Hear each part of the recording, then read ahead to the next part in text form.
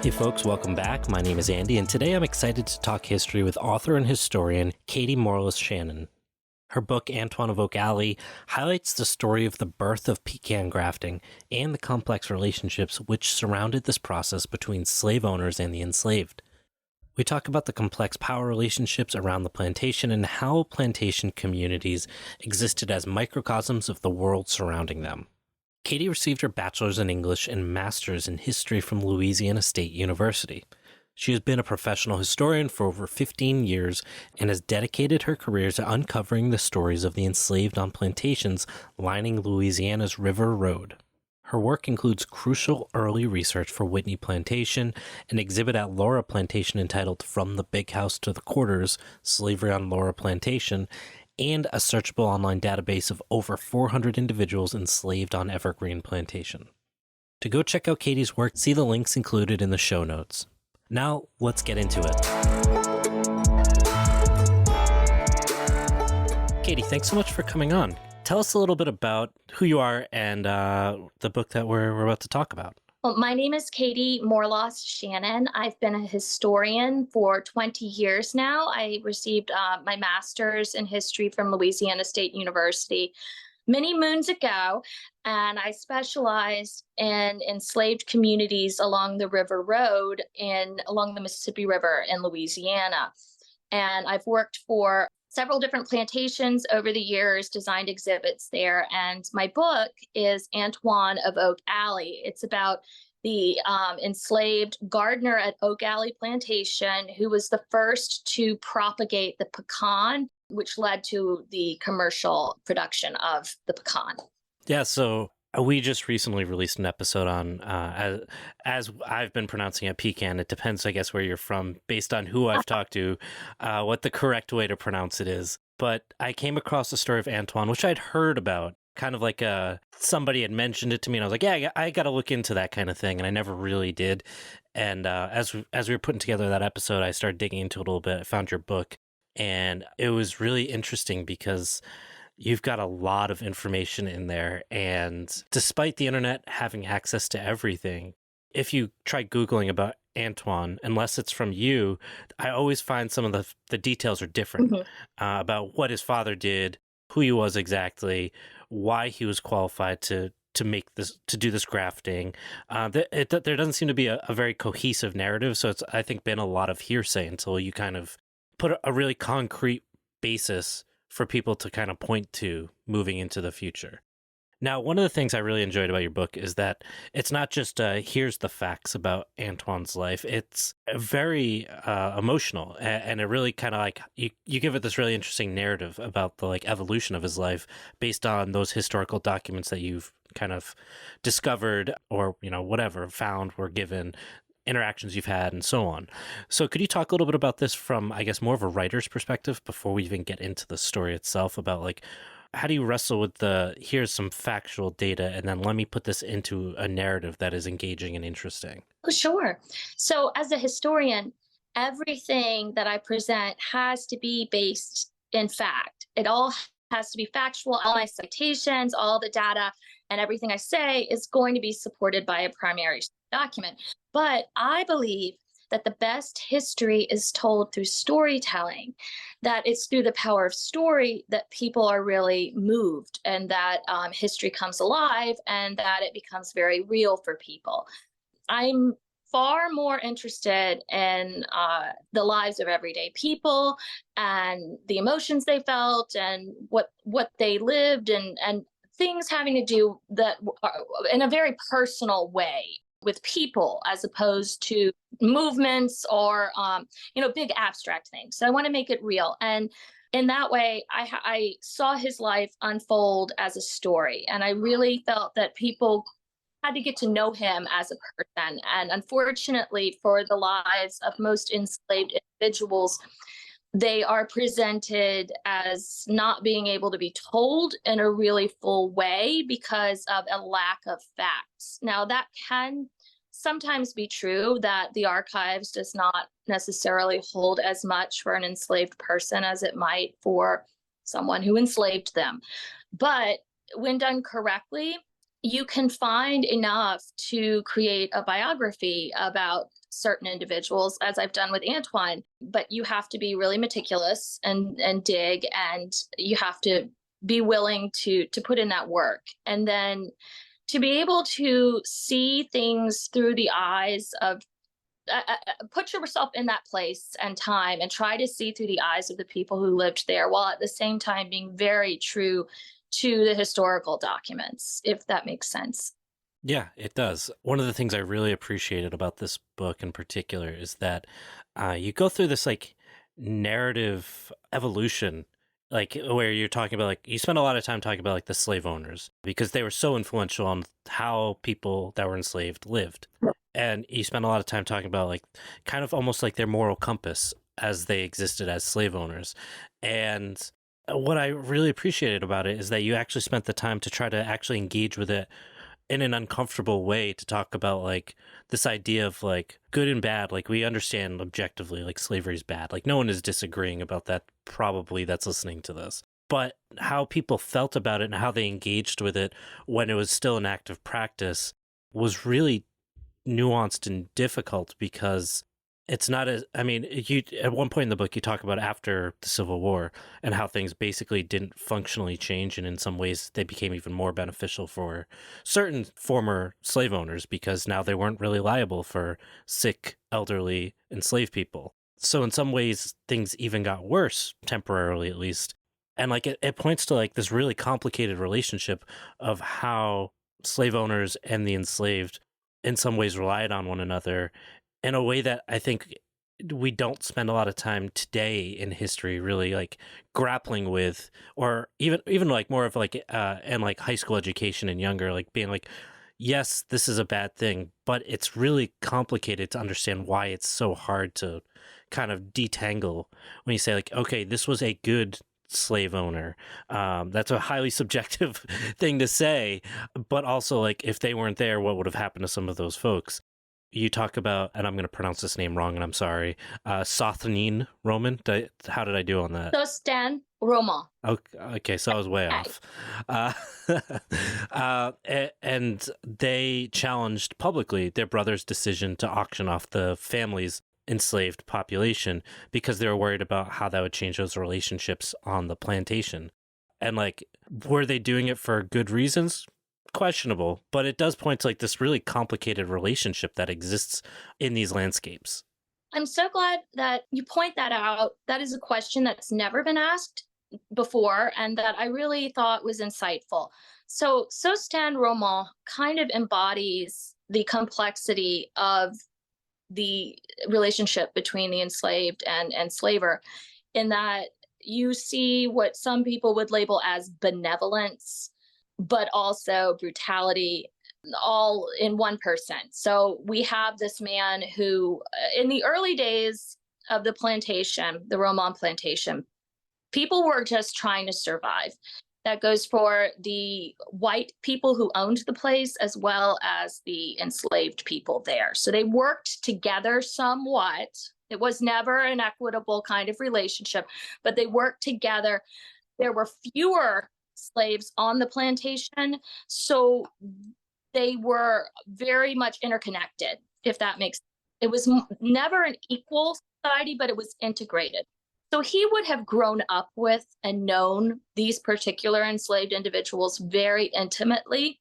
They were the main house servants, the woman who, like his nanny, who raised him. These were people who were very intimately, closely connected to the family. So he felt some kind of connection with them and did not want to see their family separated. At the same time, so Stan Roman had relationships with free women of color in New Orleans and fathered children with them, whom he never acknowledged publicly and did not provide for. He also, I have newspaper ads in which he was advertising for the capture of runaway slaves who he had branded with a cattle iron, his initials on their forehead for running away.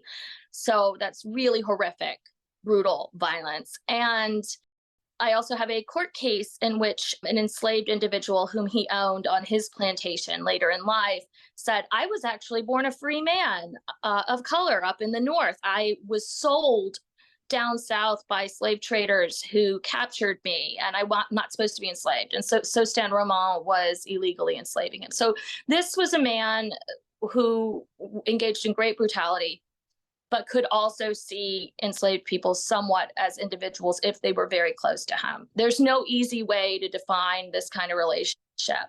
Yeah, it's really interesting. You have like a lot of these like little anecdotes in the book about, I can't remember which, it was in the same family, who it was as a child talking to one of the enslaved folks, and he makes this comment about, I can't wait to grow up so that I can whip my slaves. And it's like this really jarring moment of like how a child, like I mean, we both have little kids, so sometimes they do tend to have this really like they're not fully capable of understanding the depth of what they're saying, but also it's just like the normalization of that kind of language and violence also is jarring, and it speaks to that like strange relationship where a child would love that person that takes care of them every day, but also treat them more as an object that they love instead of a person that they love. And then to kind of fast forward, I know I'm meandering a little bit through the book, but at one point you talk about some of the former enslaved talking about how it was better for them before they had been freed. There's one that runs on, I think it was the Democratic ticket even in Louisiana, talking about like how good things used to be and now they're not, kind of thing. And it's just like speaks to like that there's no clear easy narrative. Not to say that there's no right or wrong answer on slavery, like obviously there Right. is, but that it's complicated. Like, I think about like politics today and like how we still see those same kind of like, well, you have these cultural anomalies like Kanye West supporting Donald Trump, where it's like, how can you do this if you've had all these lived experiences, blah blah blah. And it points to the fact that like these things are complicated. They're individualized, and we tend to try to paint in broad strokes. And you did a really good job of like bringing that out. People forget that people of the past were individuals. We want to group them, we want to define them, but in fact, they were individuals, just like you were pointing out, people that we know. And obviously, slavery was horrific, but I think we also don't understand there were physical violence, there was psychological violence, there were a lot of complexities. And at the end of the day, there were also people who just wanted to be fed and freedom. They were struggling with that. But then you'll also find people who were former soldiers who fought for freedom who would say, I would do anything to be free. I would starve to be free. So Yeah, I mean, when it comes down to material conditions, like you said, being able to feed yourself and feel safe in terms of like having a roof over your head and knowing that a meal was coming, even if you're eating today and tomorrow, no matter what, I will eat. That, especially when you have a family to take care of, that can very much reprioritize things like your sense of what's important. Hey, we're taking a quick break in the episode to remind you that you can get a whole lot more information from poorproles.com. On our website, we have access to our supplemental reader for the podcast, which provides more depth and context as well as thorough citations for all of the stuff we talk about in the show. You can also sign up for our newsletter, which updates you about limited releases, such as various nursery stock that we sometimes sell through the Poor Proles website, as well as updates about new merch that we have. You can also support the show through that website, poorproles.com, where you have access to our Patreon and our Substack to get early releases for articles and episodes.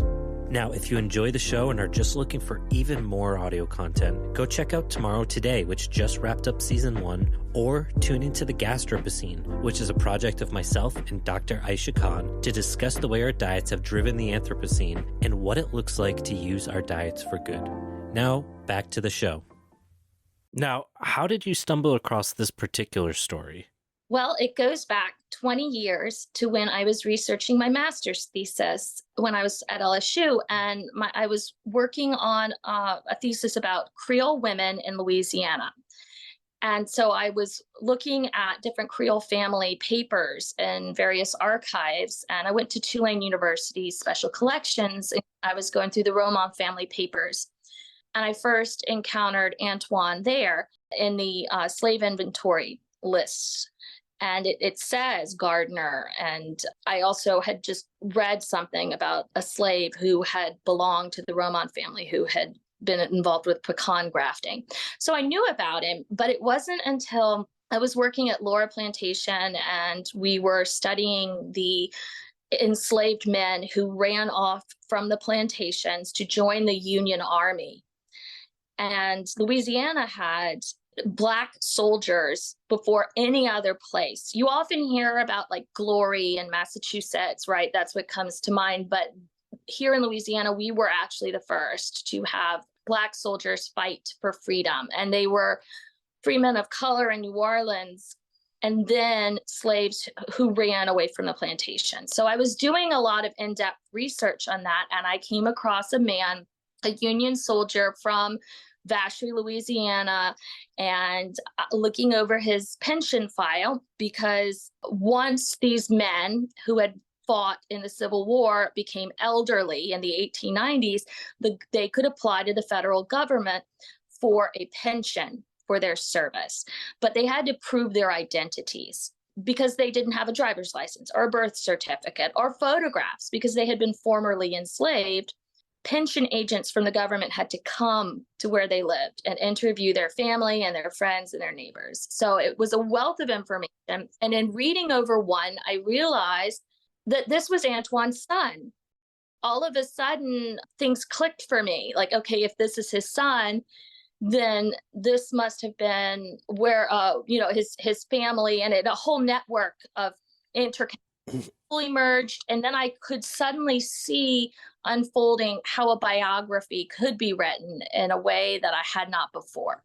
That's interesting. So as you get to the end of the book, you don't talk too much about how Antoine's final years looked like. And obviously that's because you don't have documentation. I'm curious if you have any like subjective thoughts or interesting, like I couldn't prove it, but I was getting this kind of like vibe that I can't quite piece together, but maybe someday I can. I do. I find it curious that his grandson, the son of a Union soldier, attended straight college in New Orleans. And he only did it for about a year or two.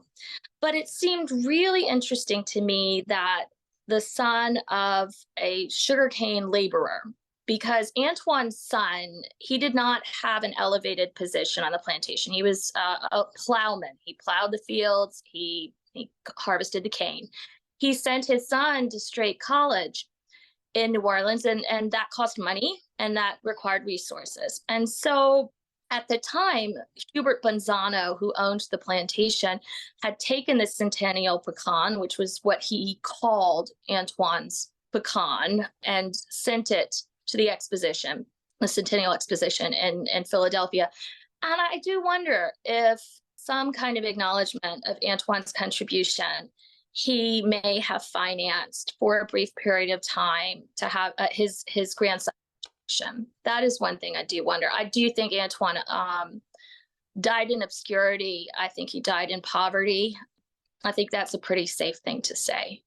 Yeah.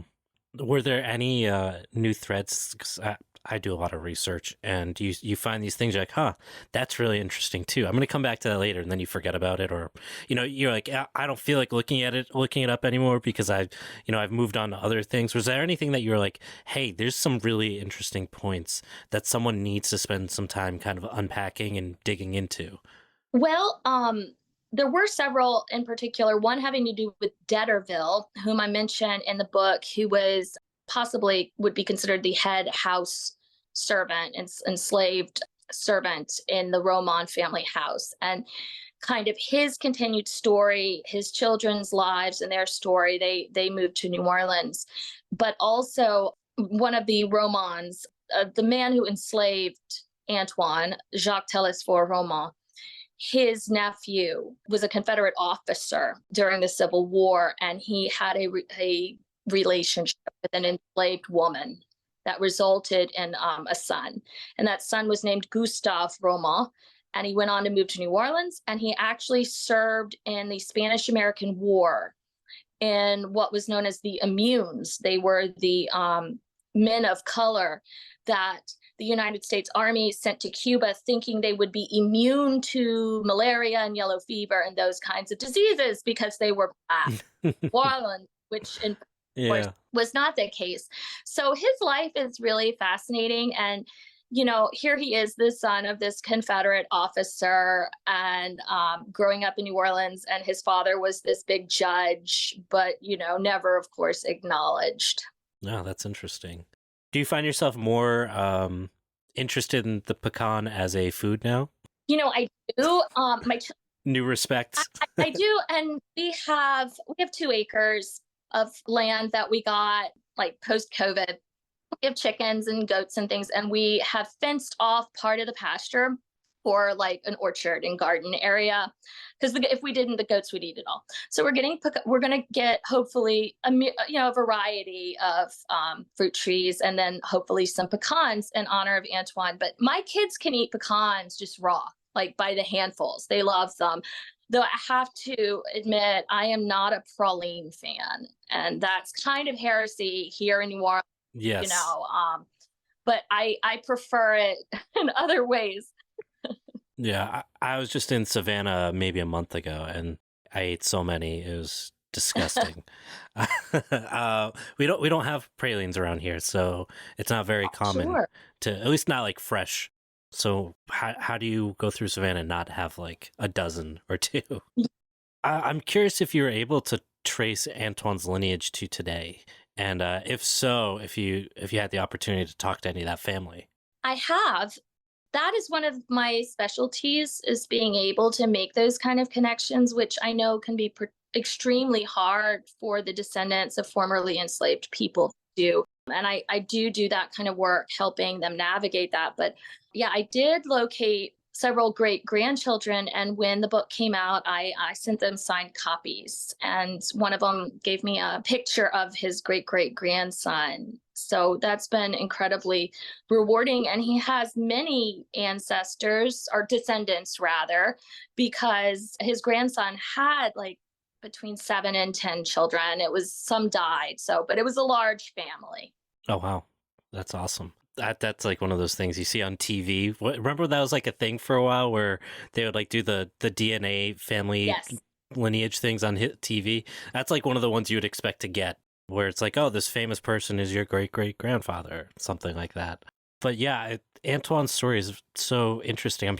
I'm so curious to know how many more stories are out there like this about native crops, or even just like propagation, any of those things that we tend to like assign to some person that maybe was an enslaved person whose history has been since mostly erased.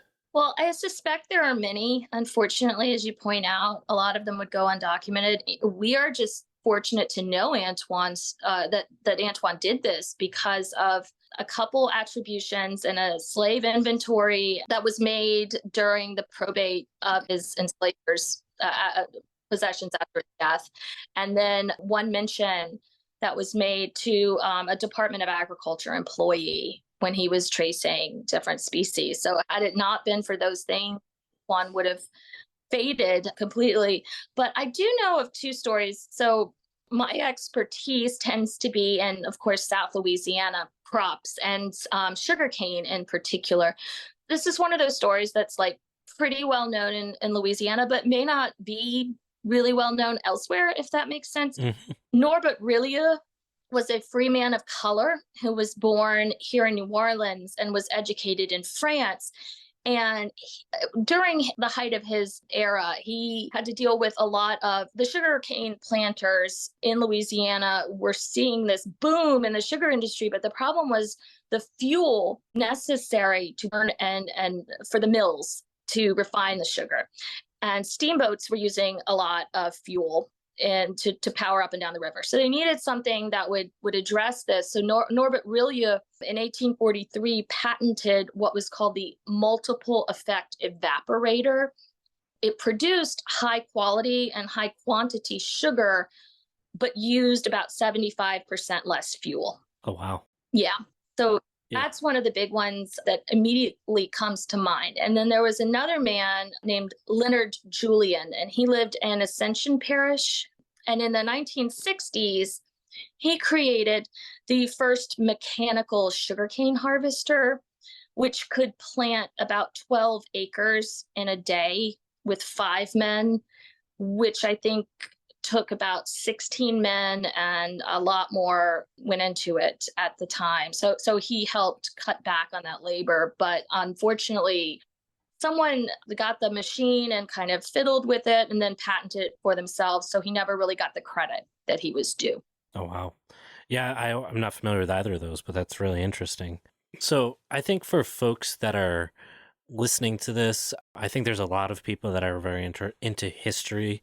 If somebody wanted to try to trace down like one of these stories, what's that process kind of look like? Well, part of it is a deep familiarity with the community. So I specialize in the New Orleans area, particularly St. James and St. John the Baptist parishes. So I've kind of immersed myself in those places to the point where the people who live there are very familiar to me. So I see people who live in 1850 as if they were my friends and neighbors right now. I know that's weird, but I'm very, very intimately acquainted with dead people. So, but for someone who is not and would like to do more of this, I would say starting with making trips to different archives and looking into family papers that might sound of interest to you. They have finding aids that archives can provide where it kind of summarizes what are in these collections. And they typically consist of letters and diaries and local histories and genealogies. And it can be fascinating when you go through them, what you might find. And also local history books that are no longer being published, but that might be in your library or your main branch library has some great stories that are probably not being told today, but that were known. And a lot of times, as you said, some of this is based in legend or kind of embroidered or maybe not 100% correct. But then as you investigate and find more primary sources, you can kind of find the kernel of truth. There's usually a kernel of truth, brain truth in it, and you're able to trace that. Yeah, so I think there's a lot of archives that have been, at least in the last 5 years, I've noticed, digitizing extensively. And that's actually, I think, for folks that are new to research but want to get into it, they find this really fascinating. Helping out, those places always need volunteers to go through that archival process. That can be like a really good way to kind of get your feet wet and see if you actually like it or like the idea of it. Because as you know, like sometimes you can spend a long time digging before you find something that's worthwhile. And you have to find out if you like the novelty of it or if you actually like the process of it. Because if you don't like the process of it, it's going to get tedious very quickly. Yeah. And I find when you're looking at family collections that have been donated to universities, you get more bang for your buck quicker, if that makes sense. They're more of like stuff you'd find in your grandma's attic that might be fascinating, as opposed to like going through notarial records that are bills of sale and governmental records and things like that are a little bit harder to navigate at first. Yeah, absolutely. To get back to Antoine, I'm curious, did you know that, I didn't write down the name, but there's somebody who recently, within the last 5 years or so, I believe, planted some centennials back on Oak Alley Plantation? I did not know that. I knew that they were the last time I was there, which was around, I think it was 2020, because I was writing Antoine during the lockdown, which was a little bit challenging. But I knew that they were in the process of redoing the garden there. Yeah, I guess there was still some scion in one of the U.S. Repositories, and somebody grafted it. It took, and they planted some new grafts back. I don't think it's in the same spot as those trees originally were, because I mean, I'm not familiar with the site. You probably are, but I'm sure there was a good reason why they didn't do that. But from what I read, that they were donated to whatever historical foundation manages it today. As far as I'm aware, from what I read, that they were planted, and I don't know if they've continued to survive. I assume they did, but yeah, I thought that was a really nice way to really honor that heritage. That's wonderful. That's very exciting. Yeah, I'll have to send you the link after this. So what are you working on right now, or what's kind of cooking for you? Well, I just finished a manuscript and submitted it to LSU Press about enslaved women whose fathers were white men and whose mothers were enslaved. And unlike the vast majority of these relationships, these were consensual. These were people who wanted to be together but could not because of the legal system in Louisiana forbidding interracial marriage or forbidding marriage between enslaved and free people. But after the Civil War, they married and legalized their unions and acknowledged their children. And then these women went on to have children with white men. And it became a question of how do they identify and a whole exploration of identity. They were met with extreme hatred and this barrage of hostility from the Vital Records Department head of New Orleans, who made it his personal crusade to protect the purity of the white race by weeding out these people who were such extreme threats in his eyes. So the New Orleans Vital Records Department would deny marriage records to people who were suspected of having, quote, mixed racial ancestry. This became a serious issue to the point where there were just thousands of people who were not being allowed to receive birth or death certificates. So it explores that. And I think that it still has some pretty relevant information that resonates today, unfortunately. Yeah, it makes sense. Like, obviously, like, people's opinions about slavery didn't change because of the Civil War. So it's not surprising that those things were happening. Yeah, that's going to be really interesting. I look forward to it. Do you guys kind of have an idea when it's coming out? Probably next winter? Probably. We'll see. Yeah, But awesome. I'm excited about that. Yeah. And for folks that want to kind of keep an eye on the research you're doing, or I know you've got another book that you've released as well, where can they find you and your work? Well, I'm most active on Instagram at Katy, Katy .Morlas, Morlas .Shannon. And I do have a website, www.katymshannon.com. And I'm Katy with a Y. Oh. Awesome. Well, Katy, this has been really interesting. And I'm looking forward to that book coming out. Thank you so much. It was so wonderful to talk with you. You had some really insightful questions. Thank you.